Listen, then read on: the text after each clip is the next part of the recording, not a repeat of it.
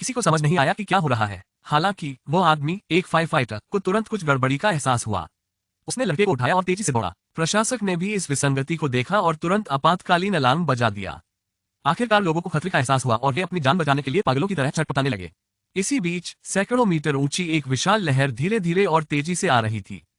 Fire fighter ने तुरंत लड़के को एक सुविधा स्टोर के अंदर रखा। जैसे ही विशाल लहर उठी, उसने भी छलांग लगा दी। कुछ ही क्षणों में सुनामी ने पूरे घाट को निगल लिया। डबवर्स द्वारा संचालित।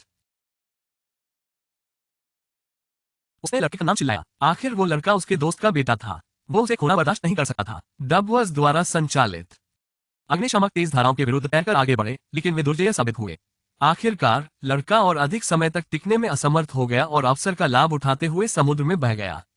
फायर फाइटर लड़के को पकड़ने में कामयाब रहा, फिर उसे एक डूबे हुए फायर ट्रक तक ले गया। दृढ़ संकल्प के साथ उस पर चढ़ते हुए वे मलबे से बाल बाल बचे। पूरा शहर अब तक घुटने टेक चुका था। फिर भी इससे पहले कि वे अपनी सांसें संभाल पाते, आसपास से मदद की पुकार गूंजने लगी। एक अग्निशामक के रूप में वो व्यक्ति चुपचाप खड़ा नहीं रह सकता था। संकट में फंसी महिला को बचाने के लिए उसने आग बुझाने वाली नली का कुंडल पकड़ा और फिर पानी में कूद पड़ा। वास्तव में एक अग्निशामक कितना वीर होता है। डबवर्स द्वारा संचालित। डबवर्स द्वारा संचालित।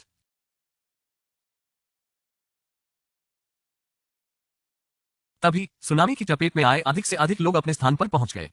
फायर फाइटर फिर से अपनी जान जोखिम में डालकर वापस गया और पानी की सतह पर तैरते शवों को देखकर संघर्ष कर रहे प्रत्येक व्यक्ति को फायर ट्रक पर लाया। उसने तुरंत लड़के की नजर दूसरी ओर घुमा दी। वो अपने मित्र के बच्चे को ऐसी दर्दनाक स्मृति ले जाने की अनुमति नहीं दे सकता था। जैसे ही वे बचाव का इंतजार कर रहे थे, एक और लहर उठी जिसने अस्थिर व्यक्तियों को वापस पानी में फेंक दिया। एक ऐसा दृश्य जिसे केवल हृदय विदारक के रूप में वर्णित किया जा सकता है। फायर फाइटर ने उन्हें अंदर खींचने के लिए अपना हाथ बढ़ाया, लेकिन फायर ट्रक अचानक हिल गया, जिससे लड़का पानी में गिर गया।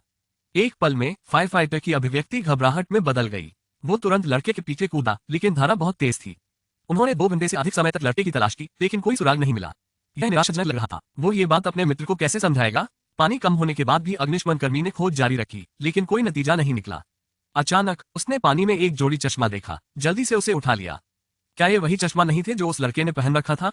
क्या उसका अंत दुखद था? तभी बहुत दूर से एक आवाज आई। एक बिलबोर्ड के नीचे एक बच्चा।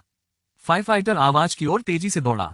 एक बच्चा बिलबोर्ड के नीचे फंसा हुआ था और अग्निशमन कर्मी मदद के लिए दौड़े। हालांकि उन्हें पता चला कि यह उनके दोस्त का बेटा नहीं बल्कि एक लड़की थी जो नीचे फंसी हुई थी। अपनी बाह पर चोट लगने के बावजूद वो इतना व्यस्त था कि उसे ध्यान ही नहीं आया।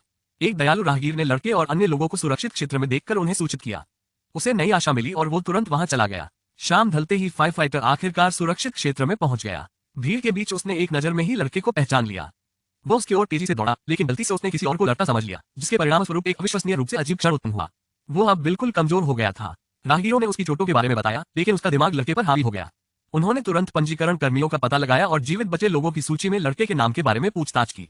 डबवर्स द्वारा संचालित। पंजीकरण कर्मियों ने उसे पास के अस्थायी मुर्दाघर में जाने का सुझाव दिया, लेकिन आमतौर पर मजबूत फायर फाइटर में भी इस बिंदु पर साहस की कमी थी। तभी बचाव में भाग ले रहे लड़के के पिता भी सामने आए और देखा कि उनके बेटे की नजर पिता के गले पर लटक रही है। वो फायर फाइटर, जो एक पिता भी है, किसी गहरी बात को समझने लगा था।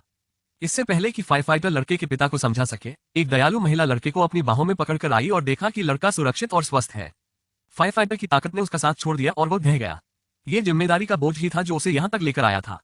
आइए अविश्वसनीय अग्निशामकों को सलाम करें। इसके साथ ही कहानी समाप्त होती है और हम आपसे अगली बार मिलेंगे।